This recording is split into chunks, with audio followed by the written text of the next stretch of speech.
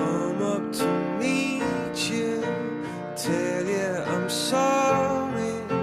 You don't know how lovely you are. I had to find you, tell you I need you, tell you I set you apart. Tell me your secrets and ask me your questions. Now let's go back to the start.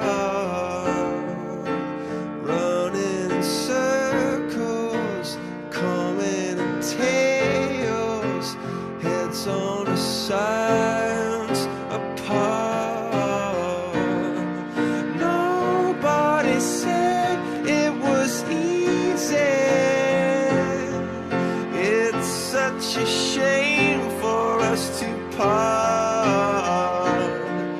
Nobody said it was easy. No one ever said it would be this hard. Oh, take me back to the start.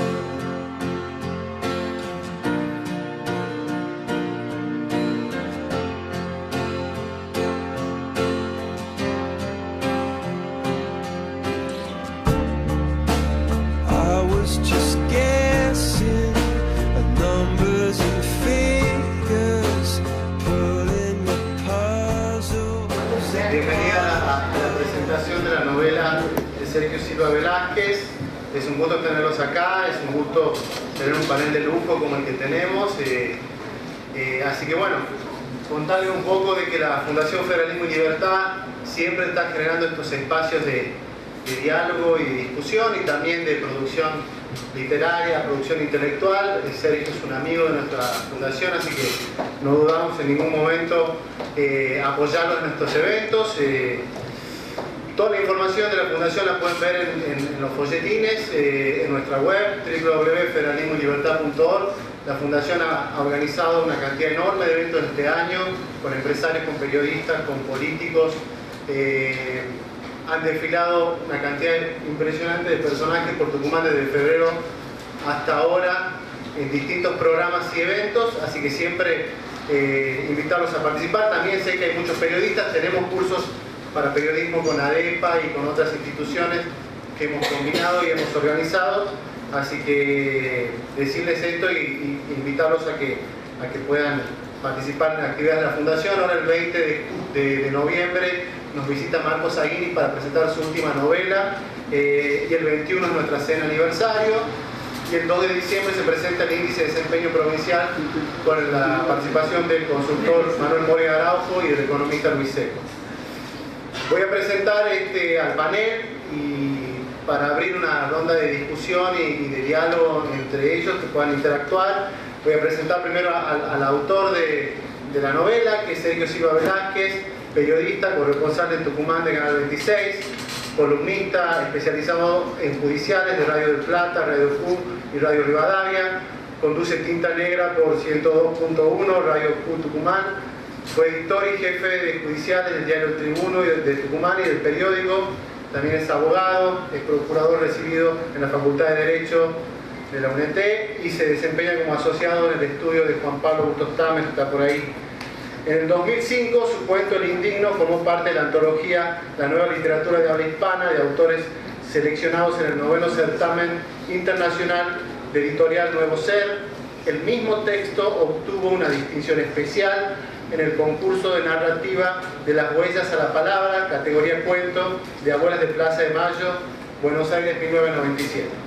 Ahora voy a presentar brevemente a los panelistas que acompañan a Sergio y los dejo que disfruten de ellos.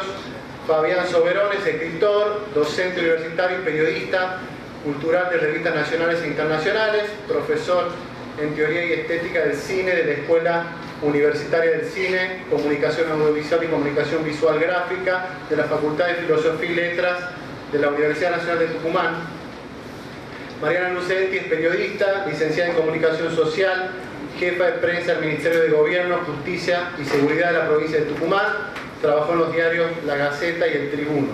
Y por último, Gustavo Cobos, es periodista, jefe de sección policiales y columnista especializado del diario La Gaceta, miembro del Foro de Periodismo Argentino, FOPEA. Vamos a empezar con Mariana. Muchas gracias.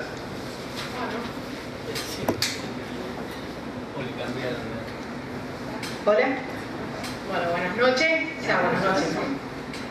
Antes que nada quiero agradecer a Sergio la tremenda generosidad que tuvo de invitarme a participar de la presentación de su libro. Yo debería estar de ese lado, escuchando a los que saben, y no acá. Pero bueno, la verdad que fue otro desafío más que me impuso leer y ser parte de Hungry, que es la novela policial de Sergio. Yo voy a ser muy breve, no soy crítica literaria, como lo explicó recién el compañero, soy actualmente la jefa de prensa del Ministerio de Gobierno, Justicia y Seguridad.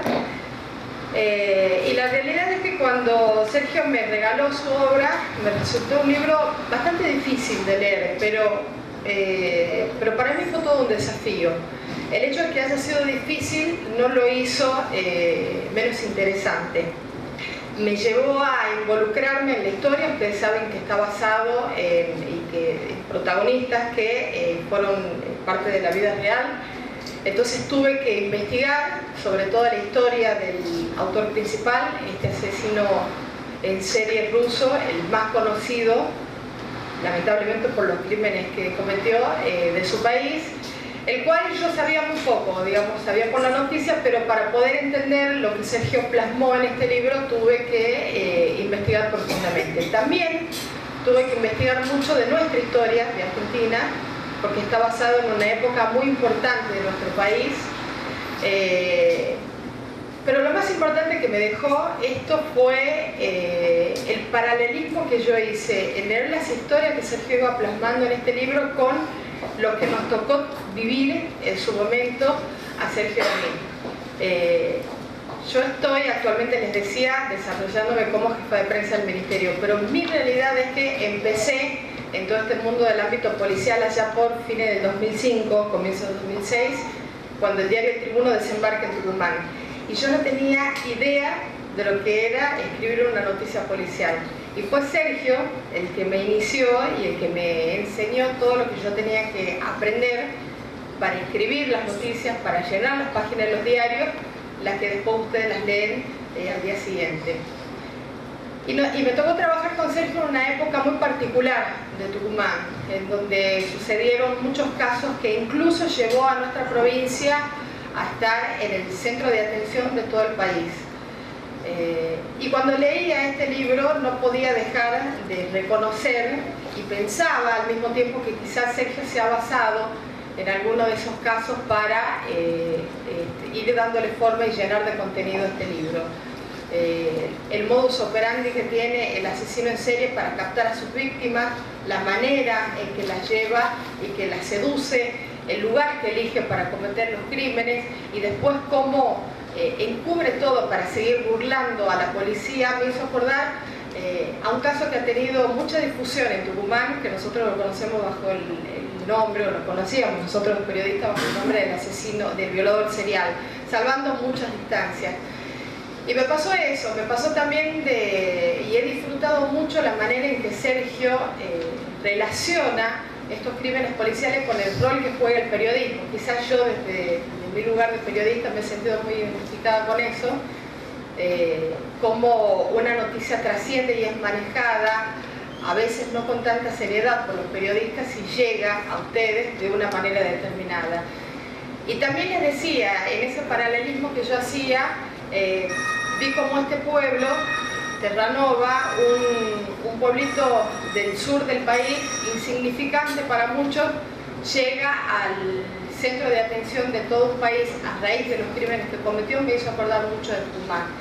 Así que quizás, veo acá a algunos colegas, quizás a algunos de ustedes les pase lo mismo que a mí al leer este libro y se sientan identificados con muchas cosas que nosotros escribimos, o el resto lo pueda disfrutar como un libro de ficción. con un final muy interesante y con un condimento muy especial, porque en toda novela policial siempre tiene que estar el amor o el desamor, y siempre una mujer tiene que ser la que causa problemas. Y acá está, Sergio no se olvidó de eso, causa problemas para mal de los hombres, para bien de ella, pero hay todos los condimentos que se conjugan en este libro, y el cual se los recomiendo y espero que lo disfruten.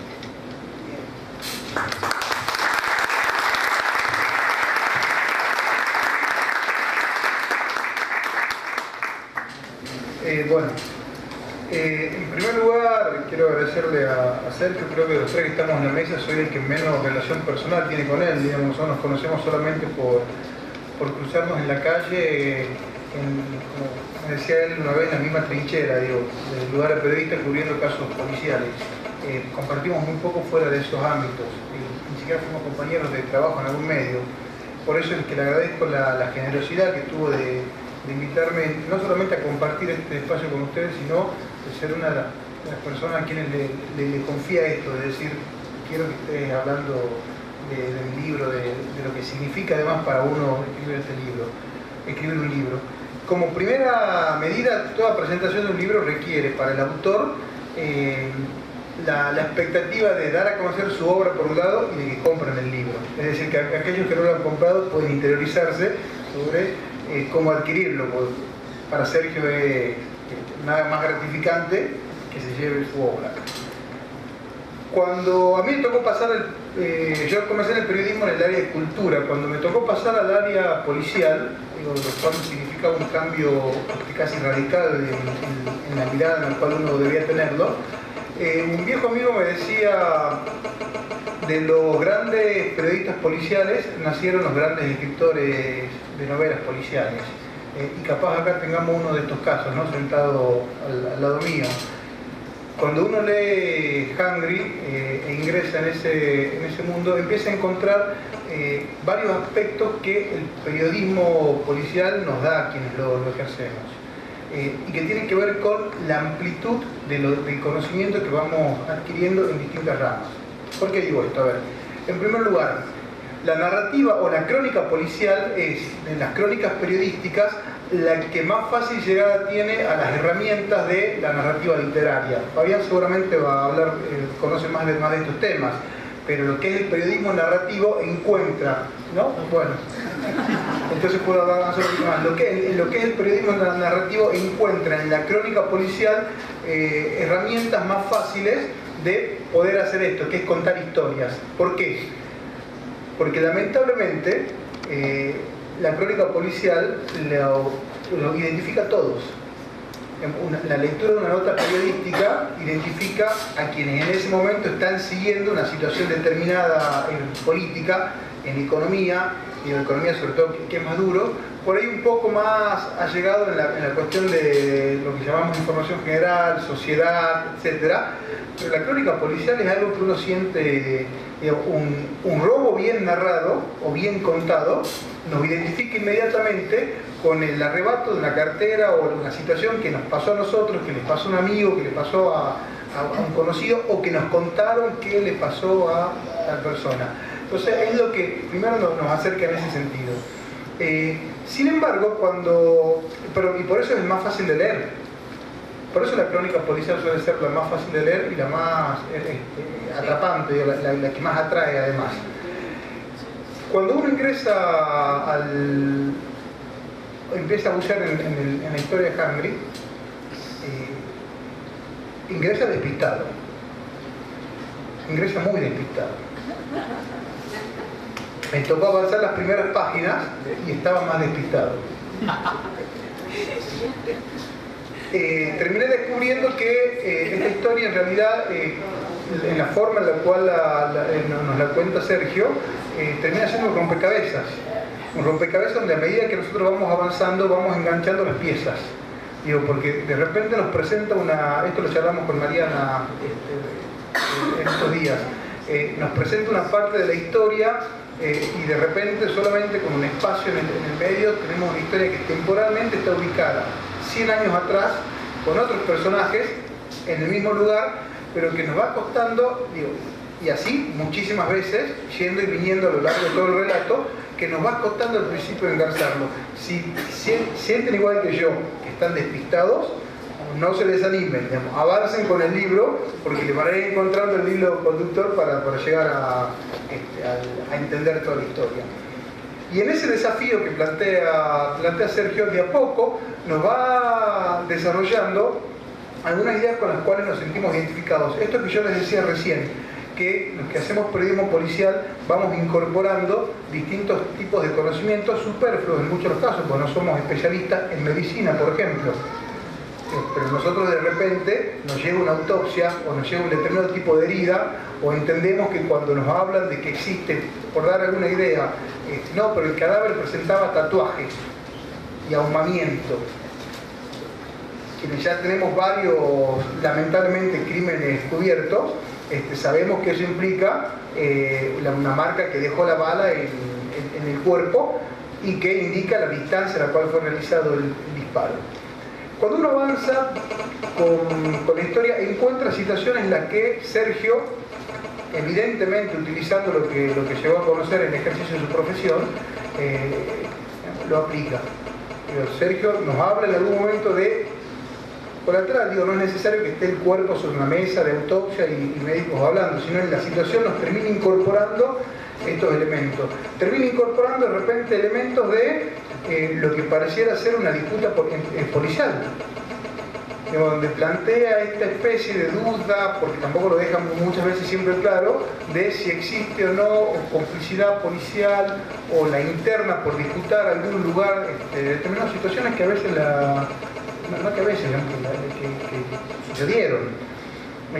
Nos plantea de repente la escena de un periodista, el periodista en la escena del crimen, conversando con el comisario, y hasta dónde sabe el periodista y hasta dónde sabe el comisario, y la puja por hasta dónde dar la información. Nos pone en situaciones de juicios, nos pone en situaciones constantes que las vivimos, ¿no? Quienes ejercemos el periodismo. Por eso no tengo duda que además esto plasma muchísimo en lo que es su experiencia. Pero no se agota en eso, porque eso sería casi la clásica novela policial.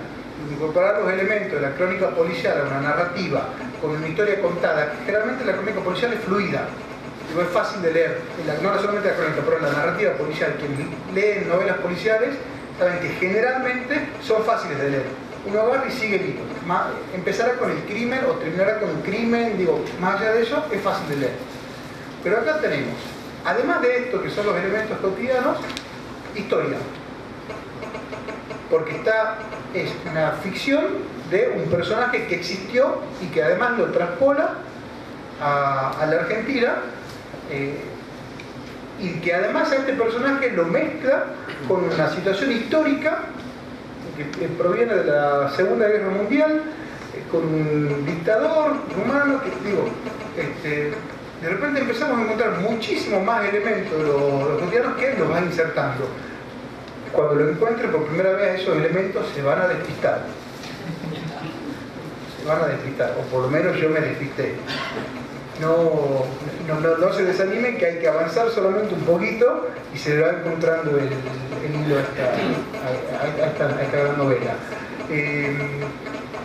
Y esto, por eso digo que es un rompecabezas, y creo que es un rompecabezas de todo lo que a mi entender Sergio fue incorporando en su vida profesional y en algunas cosas en aquello que le generó inquietud, dónde fueron a parar los grandes dictadores o genocidas de la Segunda Guerra Mundial.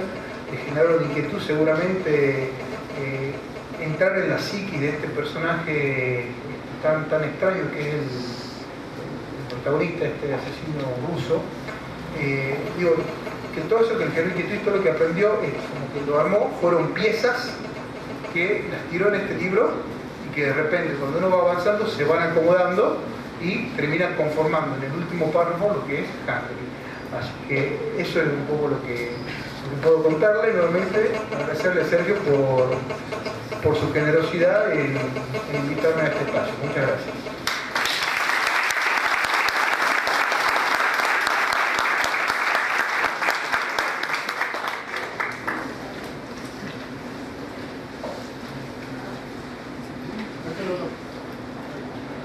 Buenas noches. Es un gusto para mí acompañar a los integrantes de este panel. Le agradezco a Sergio haberme invitado.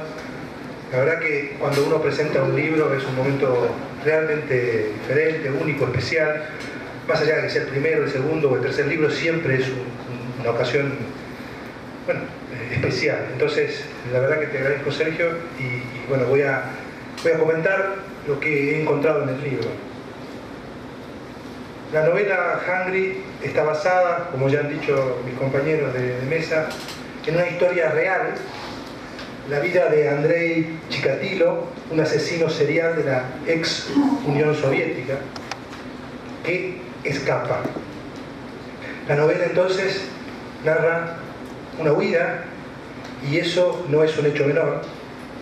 Lo primero que hay que pensar entonces es cómo hace Silva para narrar una huida. Pienso en los espejos de la dama de Shanghái. Quizás la figura de los múltiples espejos sea la imagen que diagrama la forma del montaje para narrar las historias. Casi se podría decir que el libro es una road movie poliédrica de un escape, de un viaje. Pensemos en los escapes de policiales clásicos, por ejemplo en La jungla de asfalto o en Casta de malditos. En el caso de Hungry, en el centro de la huida se filtran una serie de episodios casi infinitos que incluyen a la provincia de Tucumán. En segundo lugar, me llama la atención cómo Silva explora la vida real del asesino y qué hace con esa historia en la novela. Por un lado está entonces la historia de Chikatilo y por otro lado está la novela que construye Sergio. Me parece que ahí está una de las claves de la novela. Silva hace con la vida de este asesino una novela laberíntica y compleja, lo que decía acá Gustavo, una historia contada en capítulos que se bifurcan en episodios diversos. En este sentido, Silva es un novelista que no es condescendiente con la linealidad del género. Si bien se podría decir que la novela abreva en el policial, su trama, e introduzco acá una palabra que define para mí el libro, espiralada, no se apega a las estrictas convenciones del género. El personaje central es, como ya dijimos todos, Andrei Chikatilo, un asesino serial de la ex Unión Soviética. Pero en la novela el asesino está fuera de su jaula. La obra cuenta la extraña y febril vida del criminal y postula desde la imaginación el escape y la vida en nuestro país. En esas rendijas aparece la política. En la larga huida aparece la política. En concreto, la referencia a los refugiados nazis en nuestro país. Eso le da un brillo especial al libro. Chikatilo tiene una misión: matar a dos hombres acusados de haber robado oro a los judíos. Estos hombres se relacionan con el dictador croata Pavelić, y Pavelić, como sabemos, vivió con un nombre falso, según aparece en el libro, en Argentina. El dictador tenía un testaferro a quien entregó oro y joyas. Ese testaferro es una de las víctimas que Chikatilo tiene que asesinar. A la vez, como ya dijo la compañera al principio, la novela narra la historia a la vez que narra, la historia de espionaje y de persecución, el libro entreteje una obsesiva historia de amor. El triángulo entre dos hombres y una mujer. Cuando yo leí esta construcción pensé inmediatamente en las novelas de James Cain y de Raymond Chandler, ¿no? La idea del triángulo que sostiene o que está detrás o que incluso está al frente, de acuerdo a cómo lo veamos, una trama policial. El amor y el crimen, ¿no? Como claves del género. Pero insisto en que la novela excede el género, como ya lo sugirieron los compañeros.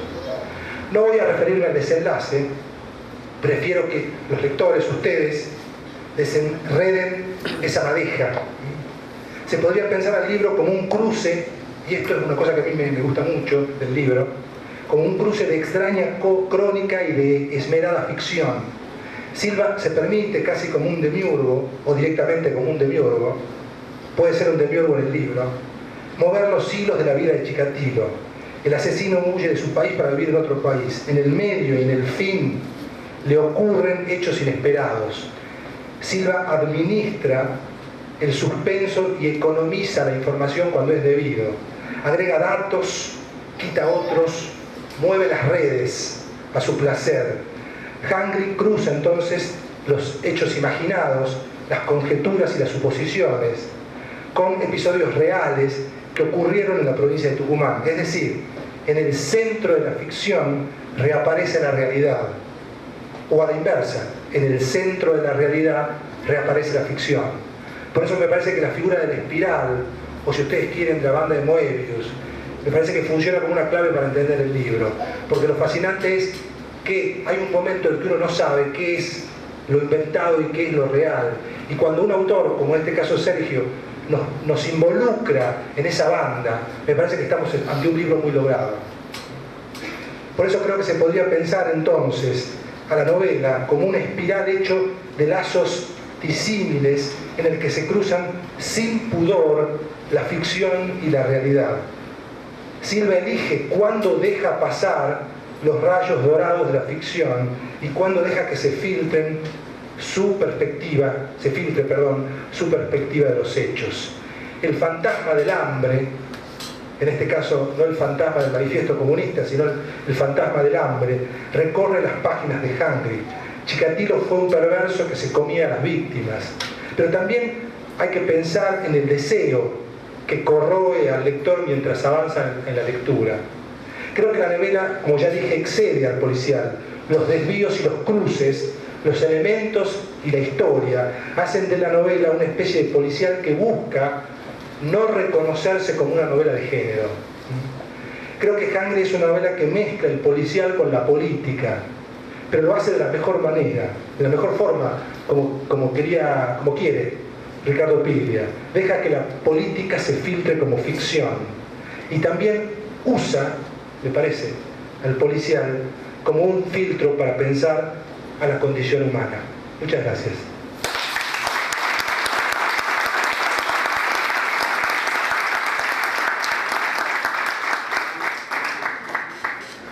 Bueno, ¿qué tal? Muy buenas noches.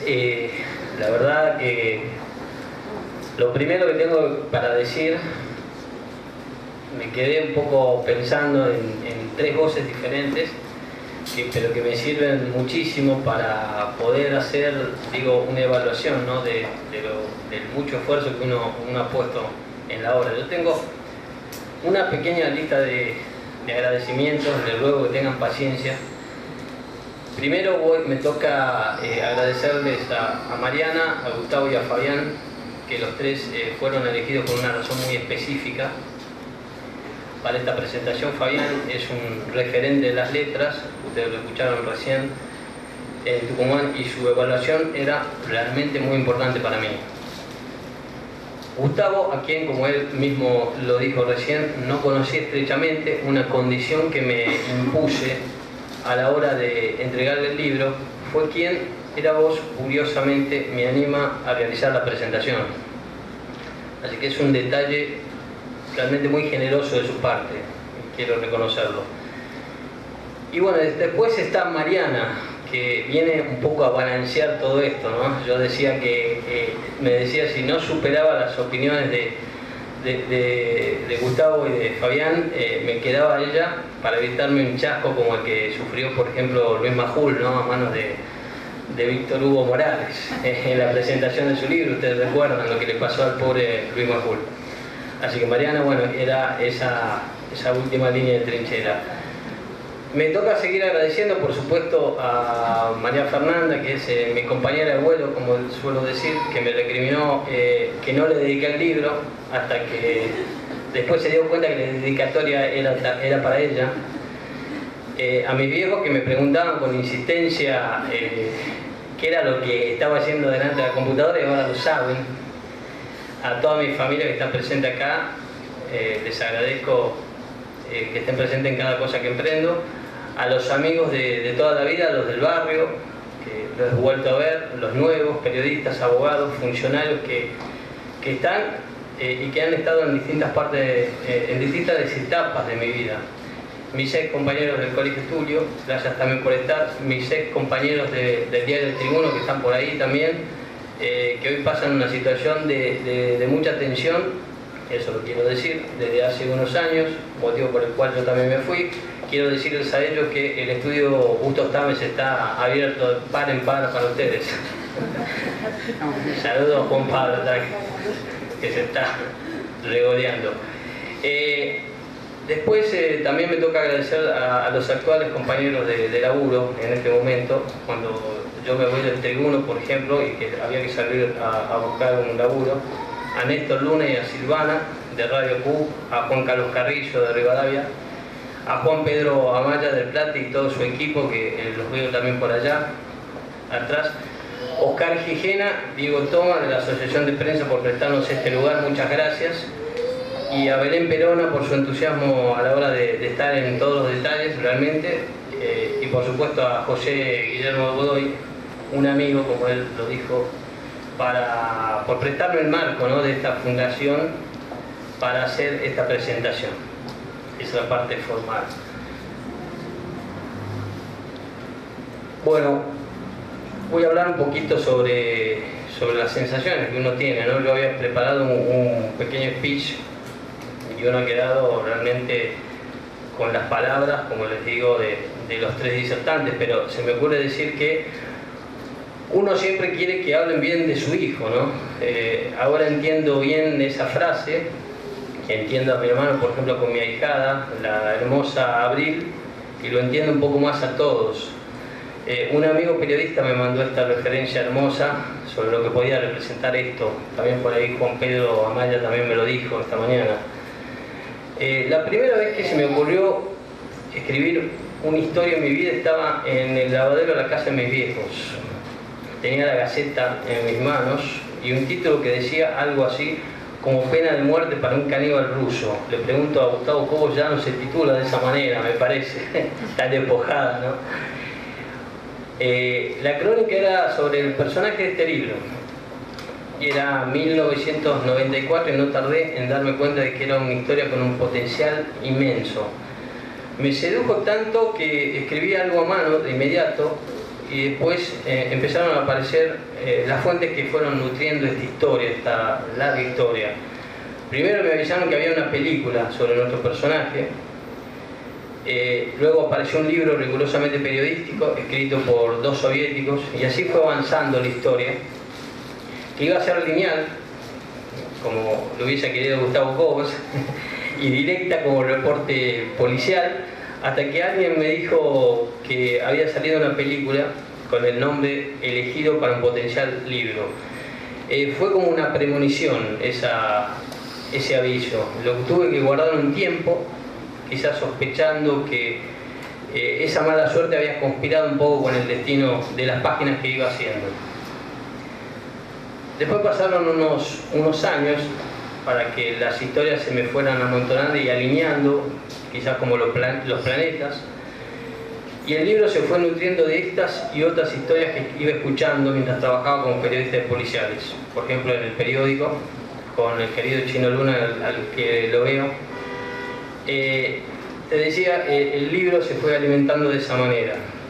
Allí salieron, para los que me preguntaron en su momento, algunos de los personajes que me parecieron más creíbles, pese a que esta, suelo decir, es una historia de apenas 4 personajes.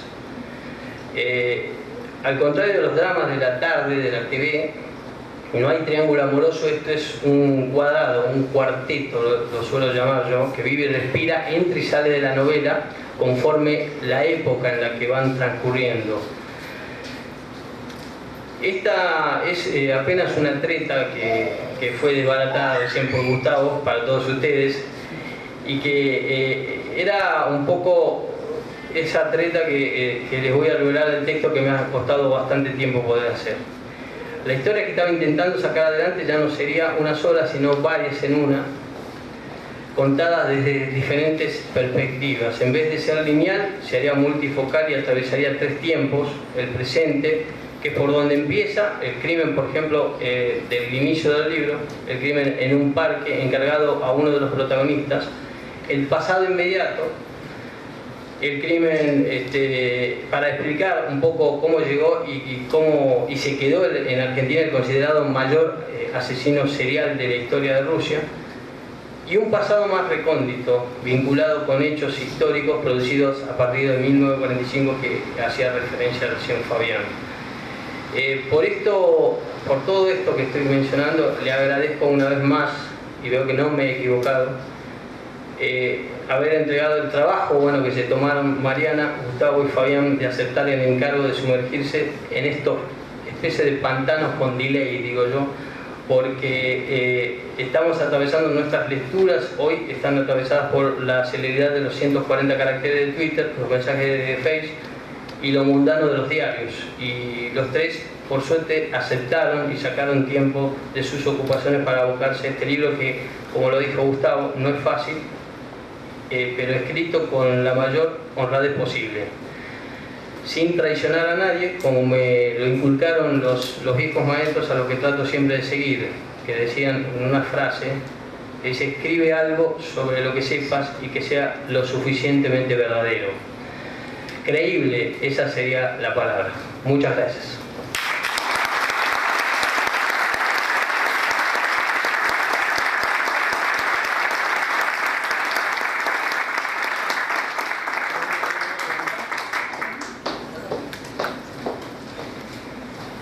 Bueno, según lo que charlamos con Sergio, la idea es que conversemos entre todos, con los panelistas, con ustedes.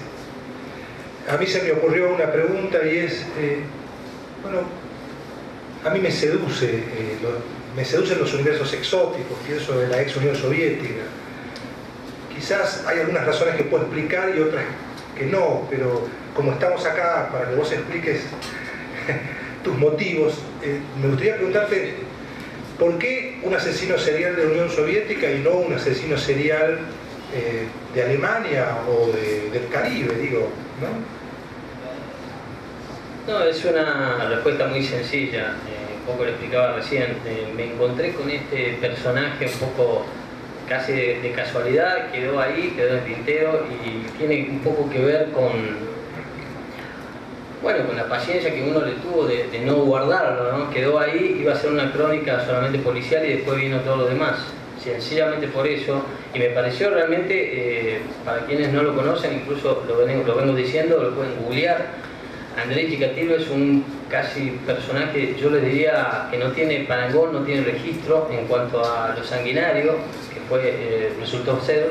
Me pareció eso interesante para tratar de abordarlo. Y otra de las cosas que también me llamó mucho la atención es su indudable grado de percepción y de seducción para con las víctimas, porque prácticamente en todos los casos reales, se acercaba a sus víctimas y prácticamente, se ponía a hablar y por lo general lograba entablar una conversación, ¿no? Así que eso me pareció realmente un poco desconcertante, porque todos tenemos, creo, aprendido, nos enseñan eso en la escuela, en el colegio, que el chico malo es completamente malo, y en este caso vemos que no es así, ¿no? Vemos que un tipo que realmente tenía toda esa posibilidad de acercarse a un completo extraño. Yo les pregunto a ustedes cuánto de ustedes pueden llegar a acercarse a un extraño y poder entablar una conversación como lo hacía esta persona.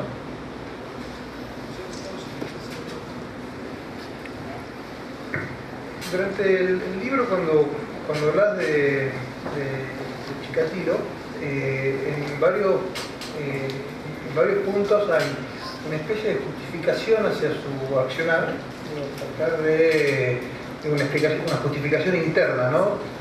Siempre de una autojustificación, me parece. De por qué actúa como actúa, ¿no? O esta especie del arrepentido, ¿no? Ataca y come a sus víctimas y después empieza con su problema moral, parece que en ese momento lo tiene. Pero también, además de la autojustificación, hay una especie de explicación que vos tratás de encontrar, no sé si psicológica, sociológica, o desde qué óptica. ¿La encontraste? O sea, ¿vos pudiste explicarte vos mismo en realidad, este personaje que existió? A mí, la verdad, no me gustan las historias con moraleja, nunca me gustaron. Yo simplemente me parecía, de acuerdo a lo que me he documentado, este personaje tenía esto que vos has señalado, y es verdad, esta cuestión del ir y venir, del avanzar con mucho impulso, quizás que tenía que ver con lo que hacía, los crímenes, y después un poco preguntarse. Eso está documentado, no lo inventé yo, no es ficción. Y creo que me parece que me sedujo el personaje por ese lado, ¿no? Que es un tipo tan imperfecto. No me gustan las cosas cerradas, ¿viste? La cosa que creo que la imperfección, incluso en este caso del carácter del personaje, redime a cualquier personaje literario porque lo hace más creíble, por lo menos para mí, ¿no?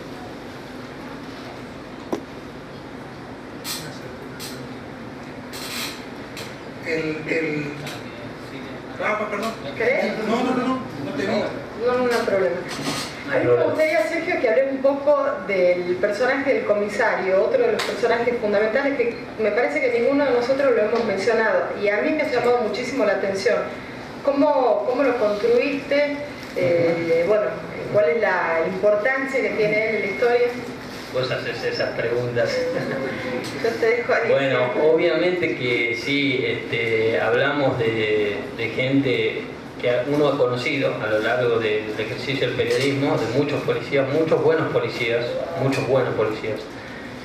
Y me preguntás, para mí es el personaje querible quizás de toda la novela, el comisario que quiere hacer todo bien. O sea, eso es totalmente ficción, quiero decirlo, no es un personaje real. No es una broma. Son malos. Quiere hacer todo bien. Pero quiere hacer todo bien, ¿por qué? Porque tiene sobre su cabeza, me parece, una espada de Damocles, que es su antepasado, ¿no? Yo lo he entendido de esa manera, por eso está puesta una historia que quiero decirle a la gente, que no lo contaron los chicos. Hay una historia que digo yo que va por colectora, no va por la ruta principal, porque se cuenta solamente en la primera parte y que parece que queda ahí, pero tiene una explicación al final del libro el porqué.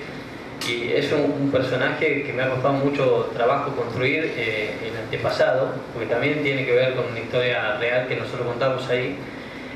Y te decía, volviendo a tu pregunta, que este segundo personaje, yo digo, son 4 los personajes en la novela, este segundo personaje quiere hacer todo bien, ¿no? Y cómo lo construí, sin ninguna duda, con el reflejo de gente que uno ha ido conociendo mientras iba trabajando, ¿no? Como periodista.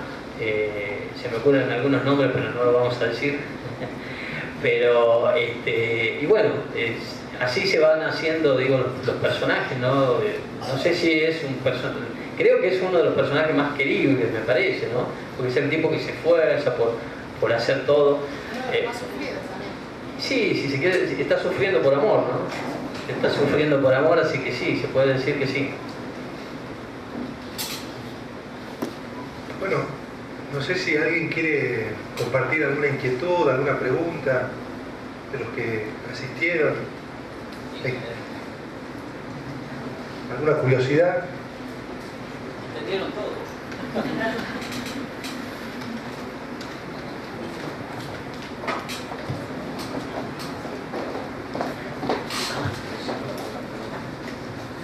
Quisiera preguntarle 2 cosas. Primero, parece, yo no he leído el libro, que el protagonista se come a sus víctimas. Pero ¿por qué se las come en inglés? ¿Por qué es hungry? Qué buena pregunta. Y no es caníbal. Y eso me trajo a la memoria una obra que me llama la atención que nadie la haya mencionado, que es la película El silencio de los inocentes, donde hay un asesino serial que se come a sus víctimas, ¿no es cierto? Y se las come en inglés, aunque él es ruso. Entonces quisiera preguntarle, bueno, Es verdad. hungry creo que ya entendí por qué, porque se las come, pero ¿por qué en inglés? Bueno, el título en inglés, primero lo decimos, el título iba a ser otro título, iba a ser Voraz. Yo tuve la mala suerte, lamentablemente, como algo que por ahí dice Gustavo en su perfil de Twitter, algo así como que se me ocurre una buena idea cuando ya se terminó la discusión, una cosa así tenés. Bueno, a mí se me ocurrió un muy buen título y lamentablemente me lo saquearon después por no haber publicado. Hay una muy buena película, la recomiendo, Voraz, que narra la historia de un caníbal, que es interpretada por Gary Oldman, que le gusta el cine. El título fue por decantación, me pareció que pegaba, me dicen que la gente me dice que queda como una reminiscencia a Sangre, ¿no? Es por eso quizás que también inconscientemente uno lo eligió. Y me hacía alusión al tema del silencio de los inocentes, lo contamos, no a la película, pero hacemos una pequeña referencia dentro de la investigación que está haciendo esta persona, porque coincide la fecha, precisamente la década del 90, cuando se estrena la primera película de Hannibal Lecter, que por cierto es la mejor, me parece. Entonces, coincidís. Bueno, y me pareció que está contado, pero me pareció que de ninguna manera un personaje como Hannibal Lecter puede ser más peligroso que Andrei Chikatilo, de ninguna manera, ¿no? Porque estamos hablando primero del personaje, de una persona real. Segundo, hay que decir, no sé si los chicos creo que no lo dijeron, los crímenes ocurren en un lapso de 10 años, una cosa así, 10 y 12 años, algo completamente impensado hoy. ¿Por qué digo esto? Porque hoy sería imposible poder no darle caza, digo, a un criminal de estas características. Sin embargo, este hombre lo hizo, pero lo hizo en un contexto político muy particular. Estamos hablando de antes de la perestroika, estamos hablando del año 94, estamos hablando del Partido Comunista. Este hombre estaba enrolado en el Partido Comunista y compró un blindaje, ¿no?, para poder precisamente hacer eso que hacía. Lo hacía de espaldas, ¿no? Nadie conocía ni sabía de esto, pero lo hizo muy bien y con un periodo de tiempo de aproximadamente 4 o 5 meses. Es decir, que no era un tipo que tenía una tentación de hacerlo a cada rato, sino que planificaba perfectamente, ¿no?, todo lo que hacía. Hannibal Lecter nunca podría haber hecho eso. Yo tengo devoción por el personaje del novelista Thomas Harris, pero me parece que este tipo rompió todo el molde, ¿no?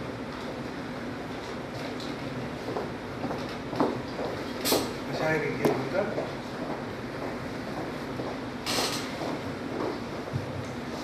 A mí me gustaría una reflexión del autor de cómo conectas la novela con la tapa que elegiste para el libro, que es bastante llamativa. Uno cuando va a veces a las librerías, el primer contacto que tiene con una obra es mediante la tapa. Entonces, cómo el autor se siente identificado con la tapa y cómo la relaciona con su obra.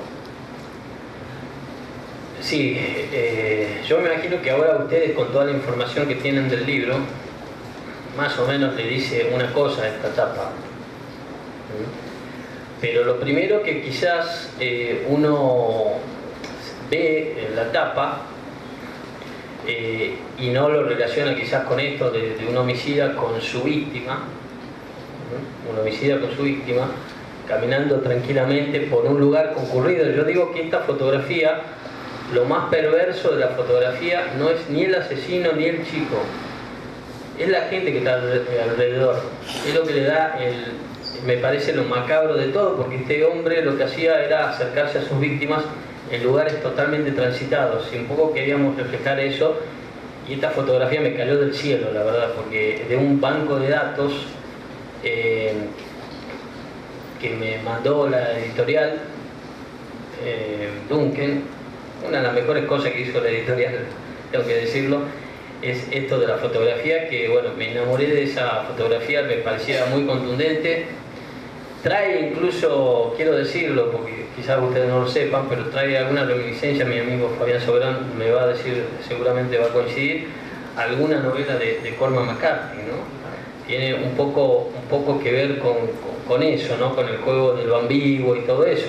Por eso yo te digo que mientras vos vas y te compras, como decía acá mi querido amigo Gustavo, vos entre el título quizás y la fotografía sacás una conclusión totalmente diferente de lo que tenés y lo que realmente significa, ¿no? Me gusta ese tipo de cosas, ¿no? El desconcierto me atrae demasiado. El irlandés John Banville dijo en una entrevista que, citándolo a Raymond Chandler, que a él lo único que le importa de un libro es la voz que le queda al lector, la marca, el estilo, ¿no? Vos dijiste en una entrevista que te hicieron algo que me llamó la atención, o por lo menos eso se decía en la entrevista, que te interesaba mucho el tema de un libro, antes que la forma o al lado de la forma.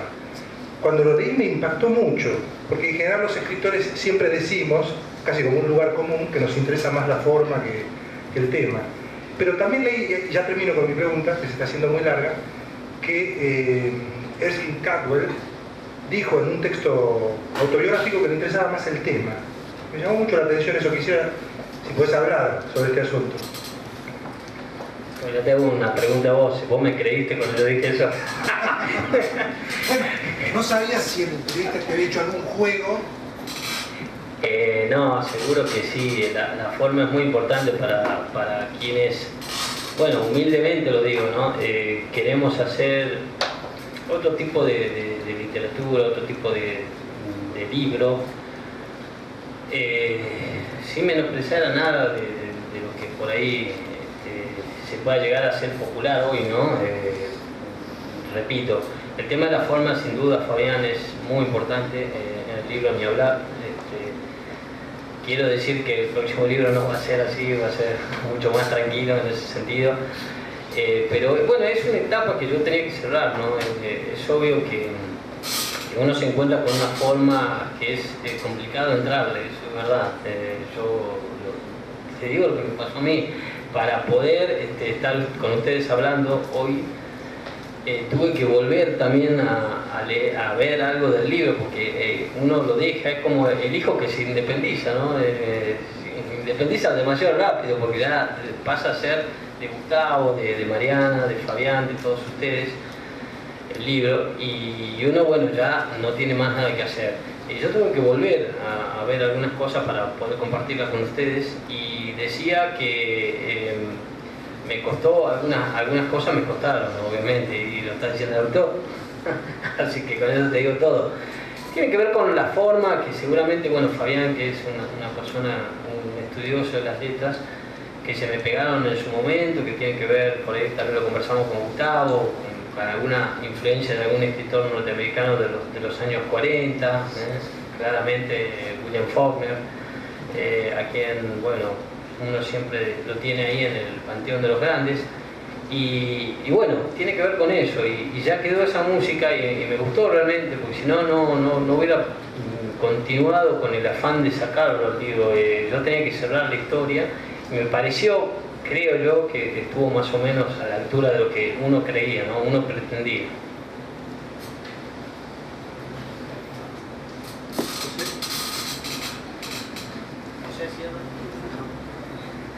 Quiero agradecerles a todos ustedes, que recién lo conversaba con con Cecilia, mi compañera del tribuno, que ya sabes, después te paso el número de teléfono del estudio Gustav Tames. Con Cecilia me decía que bueno, me agradecía la invitación. Yo quiero decirles que cada uno de ustedes, los que están presentes acá, están presentes por algo, ¿no? Quiero decirles que agradezco.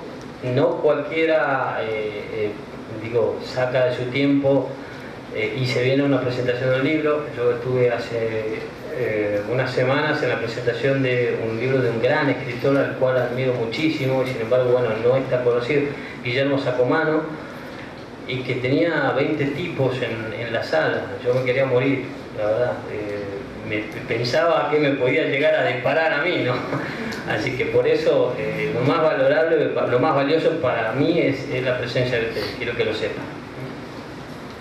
Muchas gracias.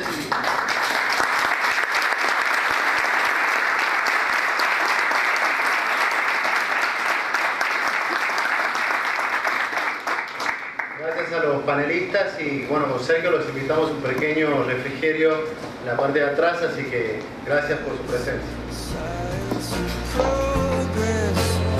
Speak as loud.